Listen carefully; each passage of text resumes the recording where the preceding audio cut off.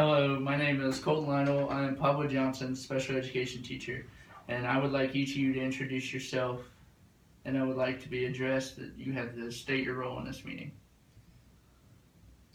Well, I'm Principal Fryman. I'm in charge here at the school, and I kind of oversee what goes on with the special education program inside the school. I'm Miss Hatfield. I'm the Special Education Transition Coordinator. My name's Tyler Edler. I'm a teacher here. I'm a gen ed teacher, and Pablo's going to be in my class. So I'm Cassidy Roney, and I'm the school psychologist. All right. The purpose of today's meeting is an annual or yearly IEP for Pablo Johnson.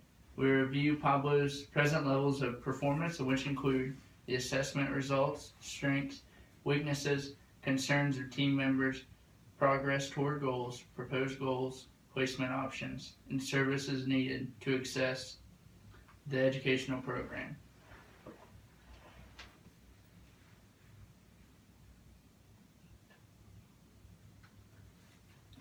alright, so I guess we should start discussing some stuff about Pablo. Alright. Well, Pablo is a 7th grade student with exceptionalities. Pablo came from Ecuador when he was at the end of his 5th grade year, and he was diagnosed with ADHD in his 6th grade year. The student has problems speaking English, and was also determined that he has a disability in reading in both English and Spanish, and issues in communication due to this. For these reasons, he is classified as an English language learner. His reading teacher was first to notice Pablo's behavior and recognize it out of the ordinary. She noticed that his behavior would flare up when he was having difficulties, and he would become a disruption in class. When this began to happen repeatedly, she decided to talk to the school psychologist about her concerns.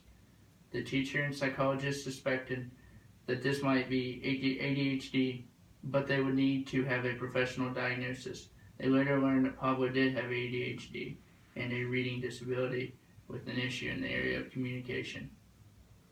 Alright, so in class, I feel like Pablo, he seems like a pretty happy kid.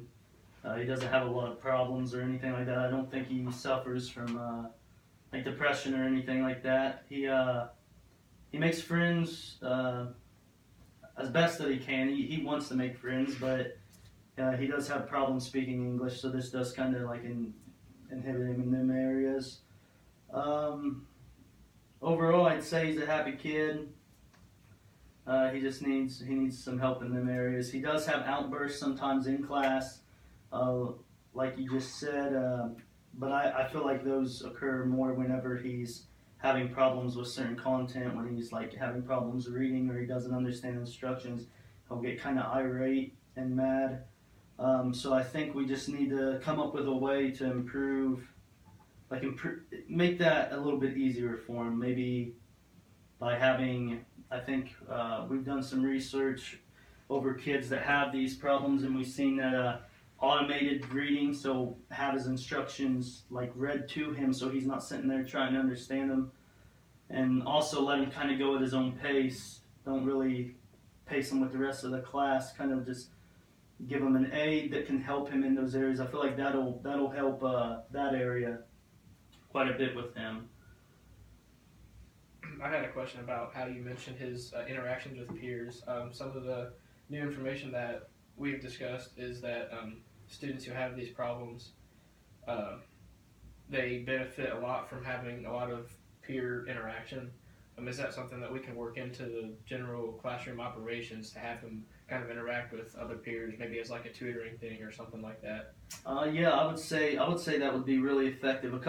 I've looked into a few things, and one of those things was a ADHD kit, and it's something that we would just put right into our classroom, and I would be openly active in that, and have students openly active in that, so that students are participating with Pablo on a normal level.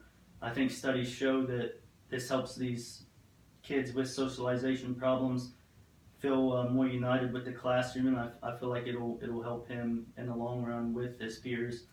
I would say honestly though, in my classroom, I think we really need to focus on getting him to understand English, because I think that's the biggest problem with him right now is where he has those deficits in that area. It kind of just creates another obstacle for him where some are already existent. So yeah, I really think we need to have the peers involved in his education process for sure. I have evaluated Pablo a few times, and I've noticed that the biggest concern is his communication issues. He struggles to communicate with others just because of his inability to speak fluent English. But also I've noticed that he has trouble focusing and he's really hyper, so I would assume that he struggles with ADHD. Have we done any professional